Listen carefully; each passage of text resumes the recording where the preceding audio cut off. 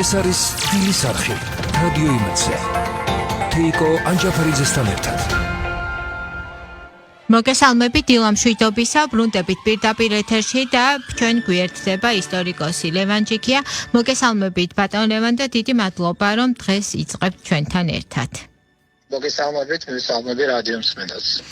ბატონ ლევან, დღეს ჩვენ ვისაუბრებთ 14 აპრილის შესახებ და გავიხსენებთ 1978 წლის მოვლენებს. 1978 წლის 14 აპრილს მართლაც გამორჩეული ადგილი უჭირავს საქართველოს უახლეს ისტორიაში და მოდით კიდევ ერთხელ გავიხსენოთ ჩვენი უახლესი ისტორია. 1978 წლის 14 აპრილს განსაკუთრებული ადგილი უკავია საქართველოს ეროვნულ-განმათავისუფლებელ მოძრაობაში. ეს მით უფრო, როდესაც ქართველმა ერმა სისხლისღვრის გარეშე შეძლო მიეღწია წარმატებისთვის, კრებულმა უკან დაიხია და უარი თქვა დროებით ქართველი ერის გაეროსების იმ ვერაგულ გეგმაზე, რომელიც შემოცურებული იყო, ასე ვთქვათ, საქართველოს 1978 წლის კონსტიტუციის პროექტში. საქმე ის გახლავთ, რომ 1977 წელს მიიღეს საბჭოთა კავშირის კონსტიტუცია, სადაც საუბარი იყო იმაზე, რომ უკვე ჩამოყალიბებული იყო ახალი ისტორიული ერთობა საბჭოთა ხალხი. და ცხადია, საბჭოთა ხალხს სჭირდებოდა ერთი სახელმწიფო ენა და ეს უნდა ყოფილიყო რუსული ენა და შესაბამისად, როდესაც მიიღეს საბჭოთა კავშირის კონსტიტუცია, უკვე დღის წესრიგში დგებოდა მოკავშირე რესპუბლიკების კონსტიტუციების შემუშავების საკითხი, რადგან ისინი შესაბამისობაში უნდა ყოფილიყო საბჭოთა კავშირის კონსტიტუციასთან და რა თქმა უნდა კონსტიტუციის პროექტები, მოკავშირე რესპუბლიკების კონსტიტუციის პროექტები იწერებოდა კრემლში და მხოლოდ მათი მშობლიურ ენაზე გადათარგმნა ხდებოდა. ეს ასე იყო ჩვენს შემთხვევაშიც, რა თქმა უნდა, საქართველოს კონსტიტუციის პროექტი დაიწერა კრემლში და მხოლოდ მისი გადაკარტულება მოხდა. რაიმე არსებითი ხასიათი ცვლილებების შეტანის უფლება, რა თქმა უნდა, ჩვენი არ ჰქონდა. მხოლოდ უმნიშვნელო ცვლილებები შედიოდა როგორც წესი, ფორმალურად იქმნებოდა საკონსტიტუციო კომისია, რომელსაც ამ შემთხვევაში დათარში ედგა საქართველოს ცენტრალური კომიტეტის პირველი მდივანი ედუარდ შევარდნაძე. ხდებოდა საყოველთაო განხილვები, გაზეთში ქვეყნდებოდა კონსტიტუციის პროექტი და თითქოს ყველას შეეძლო გამოეთქვა თავისი აზრი, მაგრამ როგორც გითხარით, არსებითი ხასიათი ცვლილებების შეტანა იქ შეუძლებელი იყო. თუმცა ამ ყველაფერს წინ ჰქონდა გარკვეული წინაპირობა, მაგალითად 1975 წელს თბილისის სახელმწიფო უნივერსიტეტში სცადეს რამდენიმე საგანი რუსულად ესწავლებინათ. და ამას იმით ამართლებდნენ, რომ ჩვენმა ახალგაზრდებმა კარგად არიციან რუსული ენა, რუსეთი ვერ საქმდებიანო და ჩვენ გვინდაო ლექტორები მოვიწვიოთო რუსეთიდან და ამის მოსამზადებელი სამუშაოები არისო. ერთმა ლექტორმა თურმე მართლაც ჩაატარა ლექცია რუსულ ენაზე, თუმცა მეორე დღესო ამ ლექტორის ლექციაზე სტუდენტები არ გამოცხადდნენო და განსაკუთრებით აქტიურობდა თურმე მარიკა ლორთქიფაიძე, ისტორიკოსი. და საბოლოოდ ეს გეგმა ჩაიშალა თბილისის სახელმწიფო უნივერსიტეტში.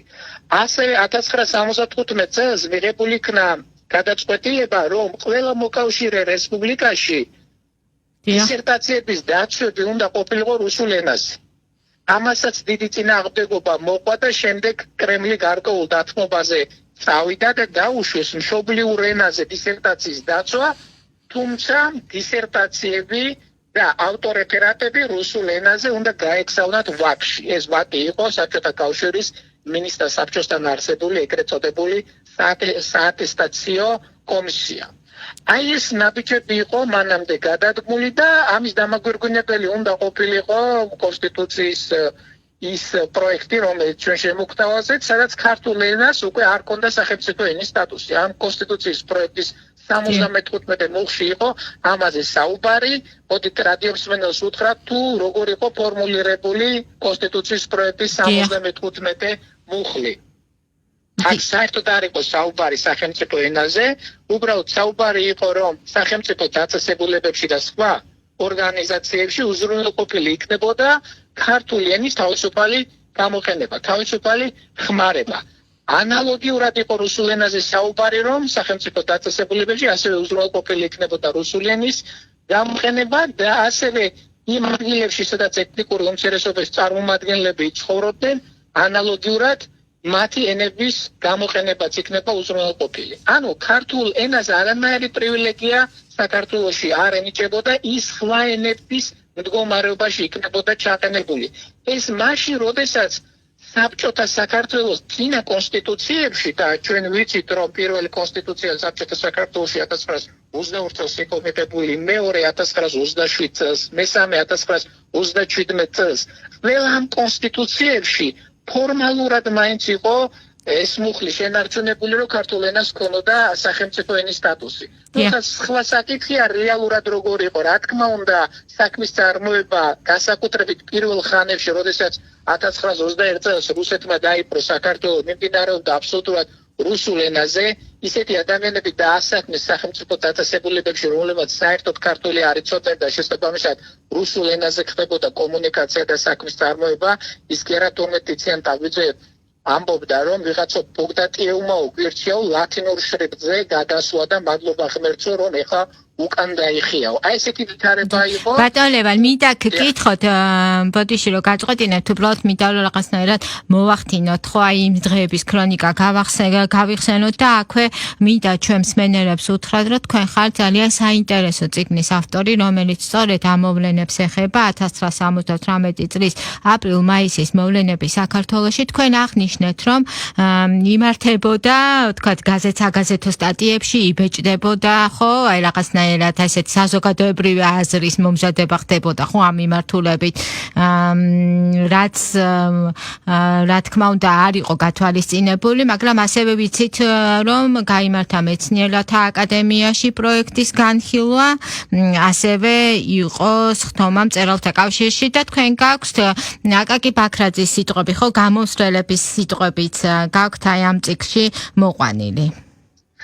დიახ, იმართებოდა სხვადასხვა დაწესებულებებში კონსტიტუციის პროექტის განხილვა, საკმაოდ მძაფრ წინააღმდეგობას წააწყდა ის თბილისის სახელმწიფო უნივერსიტეტში აქ სტუდენტები და ცალკეული პროფესორი-მასწავლებლები აქტიურობდნენ, ასევე თქვენ სწორად ბრძანეთ საქართველოს მწერალთა კავშირშიც იყო მისი განხილვა და ჩვენ სრულად გვაქვს გამოქვეყნებული მწერალთა კავშირში 11 აპრილს გამართული სხდომის სტენოგრამა, სადაც იყო მწვავე კამათი და განსაკუთრებით გამოირჩეოდნენ აკაკი ბაქრაძე, ნოტარ წოლეისკირი და სხვა ქართველი მწერლები, რომლებიც იცავდნენ ქართულ ენას და მოითხოვდნენ, რომ ქართული ენას ჰქონოდა ისევ სახელმწიფო ენის სტატუსი.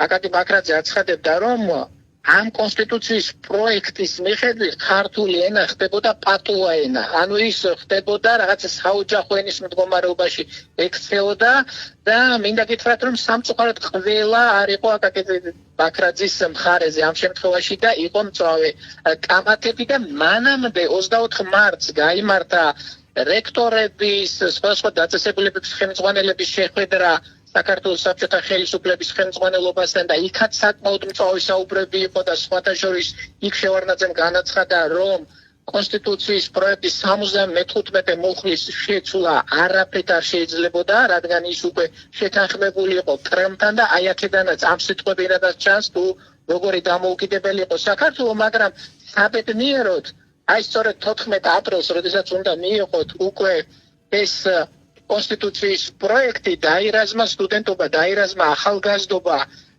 ცალკეული ადამიანები სამწუხაროდ ყველაფერს აკეთებდნენ იმისთვის, რომ ეს არ მომხდარიყო, მაგრამ საბედნიეროდ სწორედ დაირაზმენ სტუდენტები და მთავარი სიტყვა სწორედ ახალგაზრდობამ თქვა დღევანდელი პარლამენტის შენობასთან და ედვარდ შევარდნაძე მემუარებშიც აღნიშნავს, რომ როდესაც ის სიტყვით გამოდიოდა, გამუდმებით აწვდიდნენ მას გარედან ინფორმაციას თუ რა ხდებოდა. მომაწოდესო ინფორმაცია, რომ სტუდენტები უკვე დაიზრდნენ უნივერსიტეტიდან, მეორე ინფორმაცია მომაწოდეს, რომ ისინი უკვე ოპერის სახლს მოუახლოვდნენ და მესამე ბარათის მოწოდება ჩემთვის საჭირო აღარ იყო, რადგან უკვე ხმები მესმოდაო გაუმარჯოსო ქართულ ენას. აი ესეთ შეძახილებით ის ასახელებს 50,000 60,000 ადამიანს აი მომიტინგეების რაოდენობას. ბრძოლა ქართული ენის სტატუსისთვის გასცდა საქართველოს ფარგლებს გარეთ, ხო? და კრემლი იძულებული გახდა, რომ სხვა მოკავშირე რესპუბლიკა ეგრეთ წოდებულ კონსტიტუციაში შეეტანა ცვლილებები, ხო? აი ამ ბრძოლამ სხვა დღეს უკვე დამოუკიდებელ ქვეყნებსაც მისცა აი ეს დიდი ბედნიერება, რომ დღეს ისინი საუბრობენ საკუთარ მშობლიურ ენაზე. დიახ, ეს იყო ნამდვილად ჩვენი დამსახურება, თუკი საქართველოს კონსტიტუციაში ჩაწერდნენ, რომ ქართულ ენას აქვს სახელმწიფო ენის სტატუსი, ბუნებრივია, ჩვენ ვერ ჩაგვაყენებდნენ უფრო პრივილეგებულ მდგომარეობაში და აქედან გამომდინარე კრემლი იძულებული გახდა, რომ სხვა ერების კონსტიტუციის პროექტშიც შეეტანა ცვლილება და მათ ენასაც მინიჭებოდა სახელმწიფო ენის სტატუსი და ამასთანავე მინდა ერთი გარემოება გავხსენო, რომ როგორი პრაქტიკა იყოს საერთოდ ამ დროს. მართალია ქვეყნის პირველი პირი თითქოს ცენტრალური კომიტეტის პირველი მდივანი იყო, მაგრამ როდესაც სიტუაცია იძაბებოდა მოკავშირე რესპუბლიკაში, ყველა მოკავშირე რესპუბლიკაში არსებობდა მეორე მდივნის თანამდებობა და მეორე მდივანი აუცილებლად იყო რუსი. ამ შემთხვევაში გენადი კოლბინი იყო საქართველოს ცენტრალური კომიტეტის მეორე მდივანი და მთელი ძალაუფლება თუკი სიტუაცია იძაბებოდა მოკავშირე რესპუბლიკაში, გადადიოდა ამ მეორე მდივნის ხელში. ამ შემთხვევაშიც ასე იყო და ეს მეორე მდივანი მუდმივად კრემლთან იყო კავშირზე და ის ფაქტობრივად აკონტროლებდა პირველ მდივანს, მაგრამ საბედნიეროდ ამ შემთხვევაში კრემლი იძულებული გახდა უკან დაეხია და დაეთმო ქართული ერისათვის და ჩაეწერა კონსტიტუციაში, რომ ქართულ ენას ენიჭებოდა სახელმწიფო ენის სტატუსი, ანუ როგორც იყო ეს წინა კონსტიტუციებში და ამ მოვლენებმა დაადასტურა, რომ ქართული სამოქალაქო საზოგადოება უკვე არსებობდა საქართველოში. აი ამ მოვლენებს არ ყავდა მხოლოდ ერთი წინამძღოლი, არამედ აბსოლუტურად ყველა თანაბარი იყო ამ ბრძოლაში.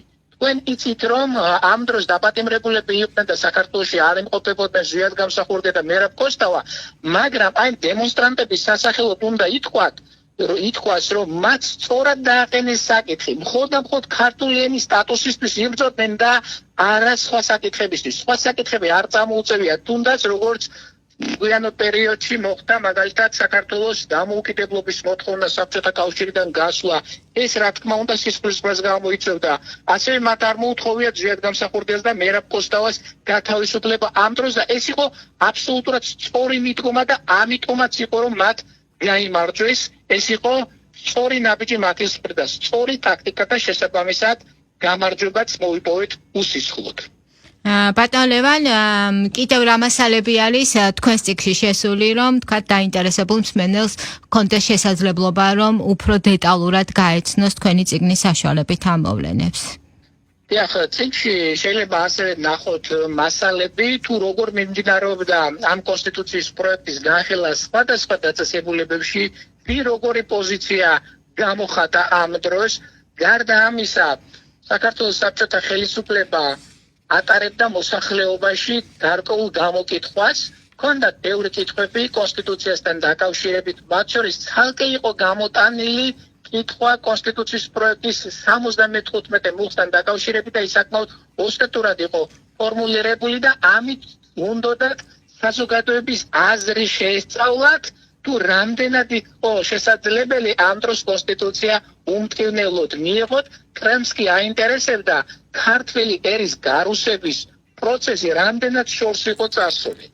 აი ამ ყველაფერის თვალის გადავლება შეიძლება იმ დოკუმენტებით, რომელიც დანართის სახით ახლავს თან ჩვენს წიგნს და შეუძლია აი ამ პროცესები გააცოცხლოს მკითხველმა. და წიგნში ასევე არის შესული ორი ლექსი, რომელიც დაიბეჭდა პარიზში გამომავალ ჟურნალში ჩვენი დროშა, ხო? ლექსების ავტორები არიან უცნობი და ეს ლექსები 1979 წელს არის პარიზში გამომავალ ჟურნალში დაბეჭდილი. ამ ლექსების ავტორები ჩვენ არ ვიცით, ისინი როგორც ირკვევა საქართველოდან არის გაგზავნილი და აქ კიდევ ერთხელ არის ხაზგმასმა იმისა, თუ როგორ მედგრად იბრძოდა ქართველი ერისა, როგორ დაირაზმა ქართველი ერი საერთო მიზნისკენ და როგორ მოიპოვა მან ეს წარმატება და ეს ლექსები კიდევ ერთი გამოხატულება არის იმ პროცესების, რომელსაც ადგილი ჰქონდა საქართველოში 47 წლის წინ.